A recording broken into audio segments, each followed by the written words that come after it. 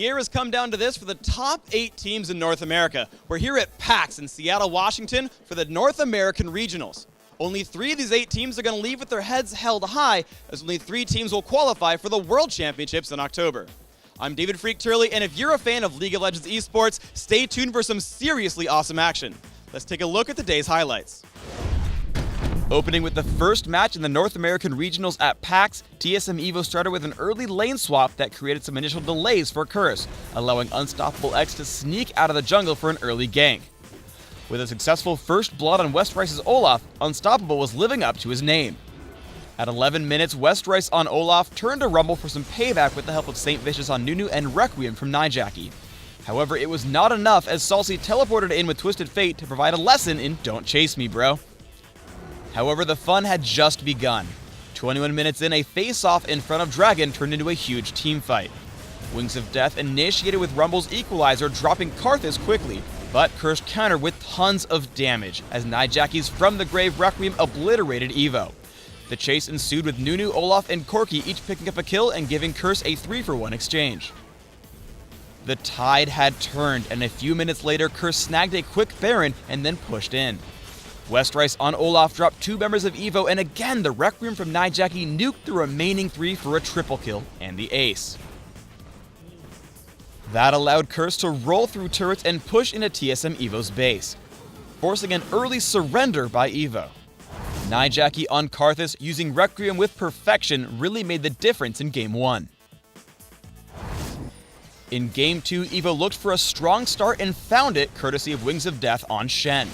He banged first blood just after 4 minutes, a second kill at 11:50, and 4 minutes later showed excellent timing using Stand United just in time to save himself from a gank. The outcome was still uncertain for TSM Evo mid-game in front of the Dragon. Evo took it, but the ensuing battle went 5-3 in favor of Curse. Only Elements on Alistar and Nijaki on Cassiopeia survived, with 3 kills for Nijaki that brought the score to an even 7-7 and less than 1,000 gold between the 2 teams. The intense battle continued a few minutes later when Ezreal got caught out away from his team, falling easily. Orianna turned the exchange into a 2-for-1, but then a nice headbutt and chase from Alistar allowed Cop on Corki to shut Salsi down. With a 9-9 tie at 32 minutes in, everything looked even until Curse snuck through the jungle for a Baron kill. Corki, played by Cop, went on a rampage, almost getting a quadra kill, leading Curse to the ace before they rushed into TSM Evo's base. The snowball continued to roll with the Baron buff, as Curse crushed all remaining turrets over the next 5 minutes and put the final nail in the coffin for TSM Evo with another ace at 39 minutes. Curse advances on to the semifinals. Cop on Corki had a textbook series and showed why AD carries rule them all. That was actually one of my best games I've ever played. I usually don't man up. I'm known to be a little more passive as an AD carry. So this game, I was outgoing. Our other quarterfinal showdown was a matchup of David versus Goliath, with the 8-seed Monomaniac Ferris looking for an upset against the number 1 seed Team Solo Mid. Monomaniac slingshotted ahead in Game 1 as Mandatory Cloud picked up first blood with Anivia at 2 minutes and 30 seconds. At 18 minutes in, Team Solomid combined Crescendo with Soul Shackle from Reginald's Morgana, locking up 3 Monomaniac members for a double kill, giving Solomid a 2-1 lead. Solomid continued to apply the pressure. Here Dyrus dashed in with Shen, setting up the kill on Aphromu's Graves. Monomaniac was holding their own in a neck-and-neck battle that no one really expected. At 32 minutes in, they took Dragon to even out the gold, but Solomid was there for the counter. Reginald with another well-placed Soul Shackle took out Aphromu. Chaos went godlike and Solomid picked up a 4-1 exchange and a 2,000 gold lead. Team Solomid would continue to build the advantage. Up 10 kills and 8,000 gold, they forced their way into Monomaniac's base. Reginald baiting with Zhonya's led to Solomid pushing their way to the Nexus for a win in Game 1. Chaos on Corki was the obvious MVP. He had 12 kills and 7 assists without dying once. Game 2 started with a surprising pick as Dyrus chose Jace. As it turns out, he's been practicing Jace quite a bit. At 3.5 minutes, Solo Mid ran a 3-man gank on Balls' Kale under the top turret, giving Chaos first blood.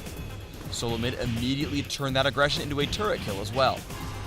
Up 1 kill and 1,000 gold, Solo Mid tried another 3-man gank, this time down in the bottom lane. But Xpecial missed the rocket grab with Blitzcrank and Monomaniac immediately countered. Muffin Cutie on Sona landed crescendo, and Aphromu's double kill put them up by 1 kill on the scoreboard. Just over 9.5 minutes, Dyrus opened up on Kale as the odd one came to gank with Shyvana. However, Balls chose to fight, popping intervention and bringing Dyrus down to 1 health before he could escape. With Balls now out of position, the odd one picked up the easy cleanup kill. At 28 minutes, Solo Mid had opened up a 3-kill, 6,000 gold lead when Monomaniac started on Baron. Solo Mid charged in, and after a 4-1 exchange, they took Baron for themselves. From there, Solo Mid pressed on towards Monomaniac's base.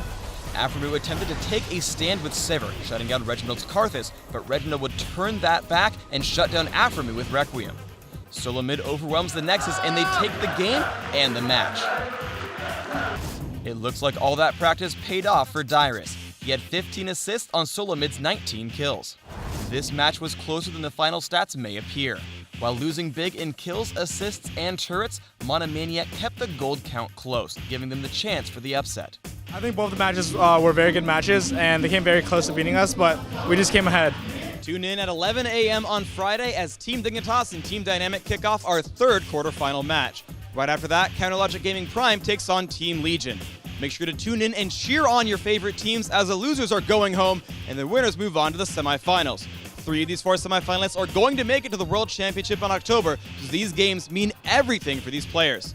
I'm David Freak Turley. Thank you so much for being a fan of esports, and thank you for watching.